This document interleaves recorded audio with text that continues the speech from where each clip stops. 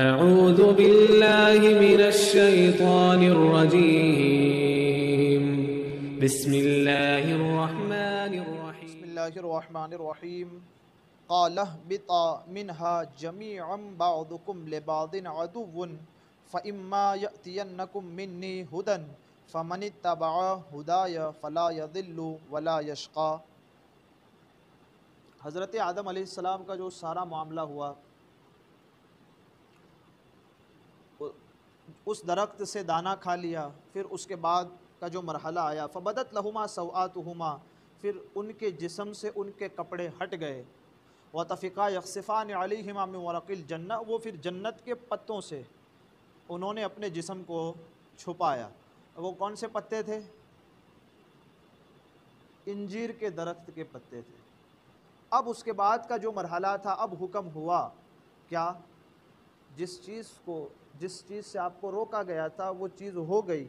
قال اهبطا منها جميعا، اللہ نے فرمایا تم دونوں اکٹھے جنت سے اتر جاؤ۔ اب پہلے جنت میں رہنے کا حکم تھا، اب جنت سے زمین کی طرف آنے کا حکم دیا جا رہا ہے۔ تم دونوں اکٹھے جنت سے اتر جاؤ، بعضکم لبعض عدو، تمہارے بعض کے دشمن ہوں گے۔ اکٹھے اتر جاؤ۔ ہم سب اولاد کس کی ہیں؟ حضرت آدم اور حضرت حوا کی۔ تو اکٹھے اتر جاؤ جو تھا، مطلب صرف حضرت آدم اور حضرت حوا نہیں، آپ کی پشت کے اندر اور حضرت حوا کے پیٹ کے اندر جتنی ساری نسلیں آنے والی تھی، ان ساروں کو کہا سارے اتر جاؤ زمین کے اوپر۔ ایک قول یہ۔ دوسرے قول کے مطابق کیا ہے؟ شیطان، وہ مور، سانپ، یہ جو جتنا تھا آپ کو دانہ کھلانے کے اندر جتنے لوگ تھے، کہا تم سارے زمین کی طرف اتر جاؤ۔ یہ اصل چیز کیا؟ اتر جاؤ، لیکن یاد رکھنا بعضکم لبعض عدو، تمہارے بعض کے دشمن ہوں گے۔ اب یہیں سے پتہ چلتا ہے دشمنی جو ہوتی ہے کہ یہ ایسی چیز ہے کہ جب ہم اتریں تو ہمارے ساتھ اتریے۔ تو انسان کے اندر دشمنی ہوگی، کبھی دین کو لے کر کے ہوگی، کبھی اپنی رائے کو لے کر کے ہوگی، کبھی فیصلے کو لے کر کے ہوگی، کبھی اپنے جذبات کو لے کر کے ہوگی۔ ہر اعتبار سے لڑائی ہوگی۔ کیوں؟ بعضکم لبعض عدو، قرآن کا یہ فیصلہ ہے تم میں کا بعض کا دشمن ہوگا۔ آج اختلاف نہیں نظر آتا؟ کتنا اختلاف، ہر جگہ اختلاف نظر آتا۔ آپ یہ کرتے ہو، ہم نہیں کریں گے، تم یہ کرو، ہم کیوں کریں؟ تو ہر جگہ یہ اختلاف نظر آتا ہے، تم میں کا بعض کا دشمن ہے۔ اب جو قرآن کا فیصلہ ہے وہ سنیں، فَإِمَّا يَأْتِيَنَّكُم مِّنِّي هُدًى، اے اولاد آدم اگر تمہارے پاس میری طرف سے کوئی ہدایت آ جائے۔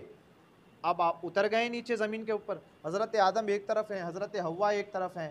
اب حضرت آدم اور حوا کی جو اولاد ہوگی ان سے خطاب کہ اے اولاد آدم، اب اگر تمہارے پاس میری طرف سے کوئی ہدایت آئے، کوئی صحیفہ نازل ہو، کوئی کتاب اترے، توریت، زبور، انجیل، ابراہیم علیہ السلام کے صحیفے، یہ جو سارا کچھ تمہارے پاس اترے، جنہیں ہم نبوت دیں، جنہیں ہم ہدایت دینے والا بنا کر کے بھیجیں، یہ سارا جو معاملہ ہو، فَمَنِ اتَّبَعَ هُدَايَ فَلَا يَضِلُّ وَلَا يَشْقَى، تو جو میری ہدایت کی پیروی کرے گا نہ کبھی گمراہ ہوگا نہ کبھی بدبخت ہوگا۔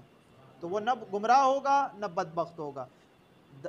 ان دونوں کا مدار کس پر رکھا گیا؟ انسان گمراہی سے بچ جائے گا، انسان بدبختی سے بچ جائے گا۔ کس صورت میں بچے گا؟ بس ایک ہی صورت ہے، وہ کون سی صورت ہے؟ کہ جو کتاب ہم نے اتاری، جو نبی بھیجا، ان دونوں کی پیروی، جو احکام نازل کیے احکام کو مانو، جو نبی تبلیغ کرتے ہیں وہ جو کہتے ہیں وہ کرو، تو کیا ہوگا؟ کہ نہ کبھی گمراہ ہوگے اور نہ کبھی بدبخت ہوں گے۔ یہ جتنے گمراہ ہیں کیوں ہیں؟ قرآن کو نہ ماننے کے سبب گمراہ ہیں۔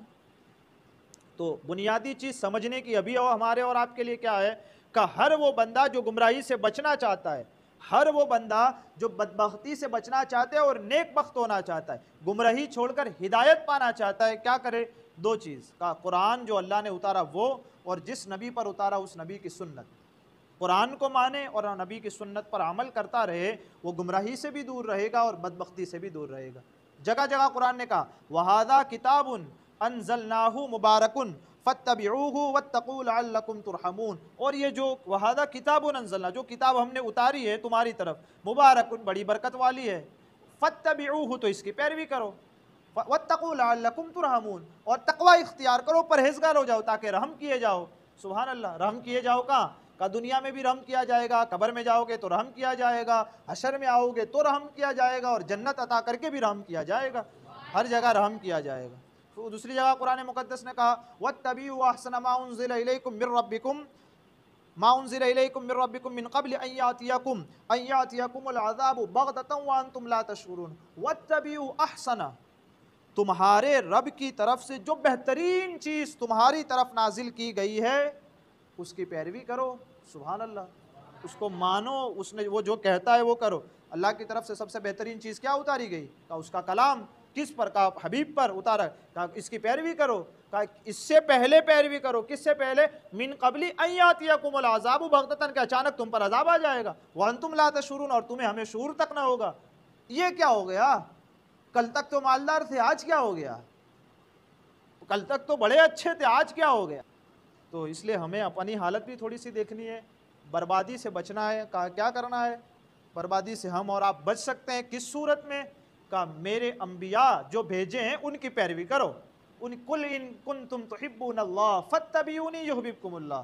سبحان اللہ، اللہ کیا فرماتا ہے؟ قل ان کنتم تحبون، لوگو تم یہ دعویٰ کرتے ہو اللہ میں تجھ سے محبت کرتا ہوں، محبوب اعلان کرو نا مجھ سے محبت کرنے والے میرے محبوب کی پیروی کریں۔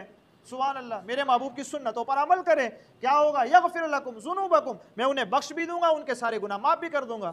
واللہ غفور الرحیم، وہ تو اللہ غفور اور مہربان ہے، رحم فرمانے والا ہے۔ قل اطیعوا اللہ والرسول فإن تولوا فإن اللہ لا يحب الکافرین، محبوب آپ فرماؤ اطیعوا اللہ والرسول، اللہ اور اس کے رسول کی پیروی کرو، اللہ نے جو کہا وہ کرو، رسول نے جو کہا وہ کرو۔ فإن تولوا فإن اللہ لا يحب الکافرین، اگر تم منہ پھیر دو گے تو یاد رکھو اللہ کافروں سے محبت نہیں کرتا، اللہ کافروں کو پسند نہیں کرتا، اللہ منہ پھیرنے والوں کو پسند نہیں کرتا۔ تو جو اللہ کے احکام سے منہ پھیریں اللہ ان کو پسند نہیں کرتا۔ ہمیں کیا کرنا ہے؟ کہا جو اللہ کا حکم ہے اس کو قبول کرنا ہے، بس۔ تو کیا ہوں گے؟ کہا نیک بخت ہو جائیں گے اور بدبخت نہیں رہیں گے۔ جو دیا اسے قبول کریں گے تو ہدایت پا جائیں گے اور گمراہی سے نجات حاصل ہو جائے گی۔ اللہ تعالیٰ میرے کہنے اور آپ کے سننے میں عمدن سہون کوئی خطا ہوئی اسے معاف فرمائے، علم و عمل کی توفیق عطا فرمائے۔ استغفر اللہ ربی من کل ذنب